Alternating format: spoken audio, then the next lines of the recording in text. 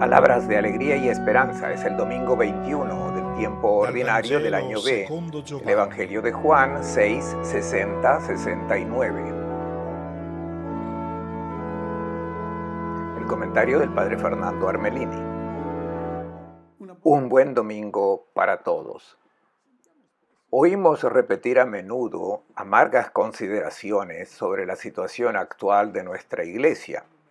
El momento es indudablemente difícil, los datos son desalentadores, muchos se van, algunos se ven defraudados en sus expectativas, otros son atraídos por nuevas perspectivas de vida o seducidos por los atractivos de la mundanidad y de la secularización. También oímos hablar del peligro de cismas, de posiciones heréticas. ¿Qué está pasando en nuestra iglesia? ¿Cómo debemos movernos en este momento de crisis? Muchos sugieren que es necesario adaptarse a los nuevos tiempos para poder permanecer anclados en las concepciones del pasado. Y puede ser cierto, pero para algunos significa que es necesario adaptar el Evangelio a la realidad de este mundo. Ciertos principios, ciertos valores predicados en el pasado ya no están de moda hoy, por lo que debemos resignarnos a la realidad de la situación. De lo contrario, seremos tachados de retrógrados medievales.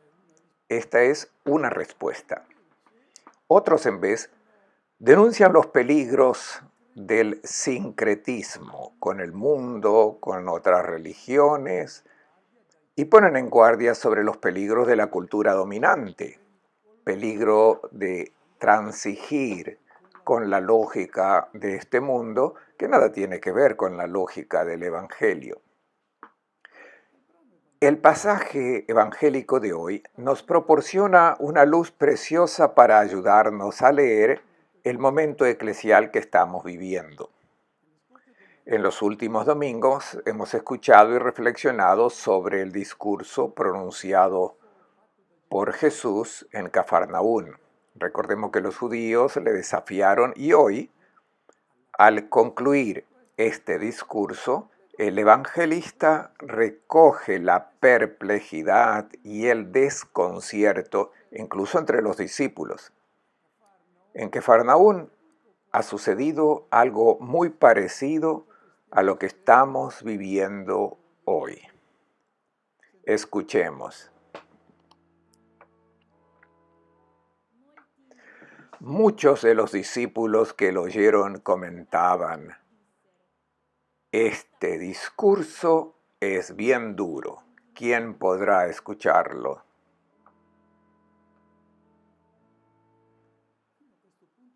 Hasta este punto del discurso, los interlocutores de Jesús eran las multitudes y los judíos que desde el principio se negaban a aceptarlo. No podían aceptar que se presentara como la encarnación de la sabiduría de Dios. Ahora, los interlocutores cambian. Los discípulos entran en escena. Los que le han dado su adhesión han creído en él. ¿Y qué pasa con los discípulos? Se dan cuenta que ha habido un malentendido. Dieron su apoyo a Jesús pensando que recibirían de él honores, gloria, riquezas, éxito. Y ahora no reciben estas cosas, sino que son invitados a dar su vida, no para ser servidos, sino para convertirse ellos en siervos, servidores. Y esto no era lo que tenían en mente. Ellos tenían otros sueños. En este punto sacan una conclusión muy amarga. Dicen, esta palabra es dura. ¿Quién puede seguir escuchándola? ¿Cuál es esta palabra dura? La palabra de Jesús había sido dura desde el principio, pero las multitudes, para los judíos que habían rechazado inmediatamente la afirmación de que Jesús fuera el hombre exitoso, el hombre perfecto, Y los discípulos experimentan ahora la dureza de su palabra cuando dijo que era necesario asimilar su carne. La carne no son los músculos, sino su persona. Es la sabiduría de Dios que se hizo hombre en un carpintero. Asumió todas las fragilidades de nuestra condición humana y cuando se dan cuenta de esto, dicen que es una propuesta dura, escleros en griego. Es como cuando alguien de repente choca con algo que no esperaba y se lastima, estaba distraído, se despierta porque ha chocado con algo duro. Algo parecido les ocurrió a los discípulos.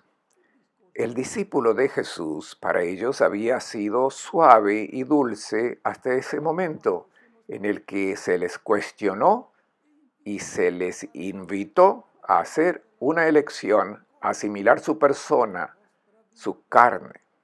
¿Qué quieren hacer de su vida? Y cuando Jesús dijo que era necesario asimilar su persona, su carne, sintieron el golpe y entendieron lo que supone seguirle. Las multitudes lo habían seguido para hacerle rey. Lo habían visto hacer maravillas y pensaban que él lo haría todo, que él crearía el mundo nuevo por sí mismo. No habían entendido que él había dado las señales de este nuevo mundo que debía ser construido por ellos, confiando en su palabra. Las multitudes se habían equivocado. Lo habían seguido pensando que tenían a su disposición a uno que habría resuelto con milagro los problemas concretos de su vida. Los discípulos, a su vez, habían seguido cultivando sus sueños. En definitiva, esperaban favores para la vida que perece. Y ahora entienden y muchos discípulos se alejan. Es demasiado dura esta petición que él hace. Los discípulos han entendido que comer su carne significa unir su vida a la suya. Y cuando se entiende esto, la conclusión solo puede ser la que alcanzaron los interlocutores de Jesús en Cafarnaún. Tratemos de hacer una pequeña comprobación desde nuestras vidas frente a lo que les pasó a los discípulos en Cafarnaún. Esos discípulos somos nosotros. La primera pregunta: acercándonos a Cristo, ¿hemos experimentado la dureza de lo que nos pide? ¿Hemos sentido este golpe, este dolor, porque nos hemos estrellado contra algo duro? Si pensamos que adherirse a Jesús significa alguna oración, alguna obra buena, el signo de la cruz, una peregrinación, todo eso son cosas buenas, pero es algo blando. Si nos detenemos en estas prácticas, aún no nos hemos estrellado contra la propuesta del Evangelio. La crisis se hace inevitable cuando entendemos lo que significan sus bienaventuranzas, y entonces algunos se dan cuenta de que tal vez han cultivado algunas expectativas equivocadas. Preguntémonos, ¿qué sentimos cuando nos acercamos al banquete eucarístico? ¿Es una experiencia dulce, blanda, una experiencia íntima o es una experiencia dura? Si es blanda e intimista, no hemos entendido. Mira ese pan que es Cristo. ¿Qué te dice ese pan que es Él? Te dice: me he convertido en pan, me he dado todo a mí mismo, me he ofrecido como alimento para la vida, me he hecho servidor. Entonces, ¿quieres unir tu vida a la mía? ¿También tú quieres dar tu vida a tu hermano, aunque sea alguien que te ha hecho daño, pero que ahora te necesita. ¿Estás dispuesto a dar tu vida por él? Si entiendes esto, te das cuenta que la decisión que vas a tomar es dura. Si sientes el dolor de haberte topado con esta petición, entonces entendiste lo que es la Eucaristía. Si no sientes esta dureza, entonces te acercas a la Eucaristía sin fruto. Luego hay otra comprobación que muchos cristianos todavía tienen que hacer. Son los que se parecen a las multitudes de Cafarnaún, los que viven en un equívoco, esperan de Jesús lo que nunca prometió y nunca dará. Se acercan a Jesús porque piensan que de él recibirán en la vida algunas ventajas, los salvará de las dificultades de las vidas, que muchas veces es difícil en este mundo porque hay enfermedades, dolores, pruebas. Como ellos rezan a Jesús, piensan que serán privilegiados. Pero cuando entienden que Jesús nos enseña no a recibir, sino a dar, a volverse pobre, a quedarse sin nada porque entregamos todo por amor, entonces, cuando los cristianos chocan con esta petición, se dan cuenta que es duro. Si no hemos experimentado el dolor de haber chocado con la petición del Evangelio, seguimos viviendo en el equívoco. Escuchemos ahora cómo vive Jesús este momento de crisis del discípulo. Jesús, reconociendo por dentro que los discípulos murmuraban, les dijo: «Esto los escandaliza. ¿Y qué será cuando vean al Hijo del Hombre subir a donde estaba antes? El Espíritu es el que da vida, la carne no vale nada. Las palabras que les he dicho son espíritu y vida». Pero hay algunos de ustedes que no creen. Desde el comienzo sabía Jesús quienes no creían y quién lo iba a traicionar. Y añadió: «Por eso les he dicho que nadie puede venir a mí si el Padre no se los concede». Hubo un rechazo, la oposición dura y decidida por parte de las multitudes y los judíos, y Jesús se da cuenta de que hasta sus discípulos lo niegan, se oponen a su propuesta.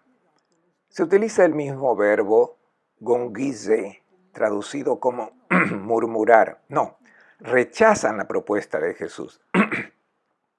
Y Jesús no se sorprende, sabe que esta es la dificultad de aceptar llegar a ser como Él. El don de sí mismo, sacrificarse por los demás, incluso por los enemigos. Humanamente es un fracaso. Es difícil aceptar esta propuesta. Aquí está el escándalo, el escollo del que habla el Evangelio de hoy. Los discípulos arriesgan a equivocarse en su camino de seguimiento de Jesús. No lo habían seguido para dar vida, sino para recibir. De él esperaban otra cosa. Y Jesús no se sorprende. Ellos han experimentado, igual que nosotros, que es difícil obedecer siempre al Espíritu. Jesús no obedeció órdenes que venían de arriba, obedeció su identidad como Hijo de Dios. Esta identidad que es la vida del Espíritu, es el Espíritu que se nos ha dado. Y es difícil escuchar siempre al Hijo de Dios que está en nosotros, que continuamente te pide que ames. Es difícil, y Jesús lo sabe. Dice la carta a los Hebreos que es precisamente porque Él también fue puesto a prueba y sufrió personalmente Por esta razón es capaz de venir en ayuda de los que deben pasar por las mismas pruebas. También en el capítulo 4 de la carta a los Hebreos dice que Jesús no es alguien que no sepa simpatizar con nuestras fragilidades, porque Él fue puesto a prueba en todo como nosotros. La única diferencia es que Él siempre siguió el Espíritu y en cambio nosotros muchas veces nos equivocamos. En vez de mitigar su petición, Jesús la acentúa con una afirmación enigmática. Dice: ¿qué será cuando vean al Hijo del Hombre subir a donde estaba antes? ¿Qué quiere decir? Está diciendo, si ahora tienen tanta dificultad en aceptar mi propuesta, ahora que estoy con ustedes y ven encarnada esta propuesta que les hago, ¿qué pasará cuando haya regresado al Padre? Entonces será aún más difícil dar adhesión a mi pedido de donar la vida. Esa dificultad está presente en la comunidad de Roma cuando Pedro escribe a los hermanos dispersos en Ponto, Galacia, Bitinia, Capadocia, que son perseguidos a causa de su fe en Cristo.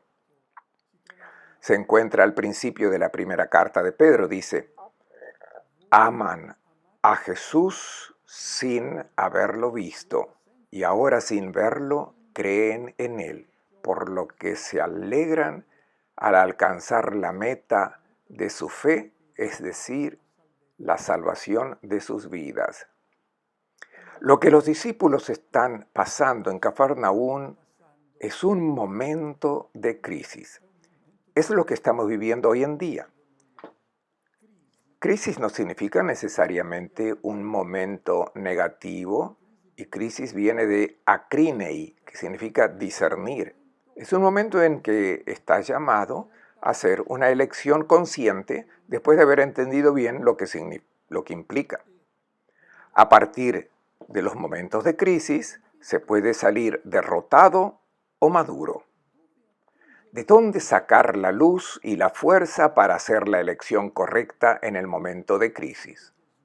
Jesús lo dice en Cafarnaún: el Espíritu es el que da vida, la carne no ayuda a nada. En estas elecciones, la carne indica la naturaleza humana, la persona con su inteligencia, con toda su capacidad de discernimiento. Para hacer una buena evaluación, la carne no sugiere la opción correcta. Es el Espíritu el que debe hacerlo. Quien quiera entender la propuesta evangélica debe tener su corazón abierto a la voz del Hijo de Dios que está en él. La voz de la carne, es decir, nuestros impulsos instintivos, nos llevan en la dirección opuesta. Por lo tanto, no debe sorprender que el Evangelio no sea aceptado por aquellos que insisten en querer ponerlo de acuerdo con el sentido común humano. No. Y Jesús continúa: las palabras que les he dicho son espíritu y vida, pero hay algunos de ustedes que no creen. Se refería al que estaba a punto de entregarle. Y en este momento entra esta figura enigmática de Judas, que en el Evangelio de Juan se convierte en el símbolo del antidiscípulo, el que entrega al maestro, el que no acepta su propuesta, el que quiere seguir con sus sueños. El que no acepta el pan de vida que le ofrece Jesús se condena a la ruina como persona, se suicida como persona. Puede tener una vida de éxito y gloria en este mundo, pero como persona se destruye. En realidad Jesús no está hablando del Judas histórico, sino del Judas que está presente en todo discípulo. No escuchar lo que te sugiere el Evangelio y seguir lo que tu instinto te sugiere, hacer opciones diferentes a las que Jesús te propone. Y ahora tenemos curiosidad por saber cómo salieron de la crisis estos discípulos indecisos de Cafarnaún, discípulos que de hecho reflejan lo que somos nosotros hoy. Escuchemos. Desde entonces, muchos de sus discípulos lo abandonaron y ya no andaban con él. Así que Jesús dijo a los 12, ¿también ustedes quieren abandonarme?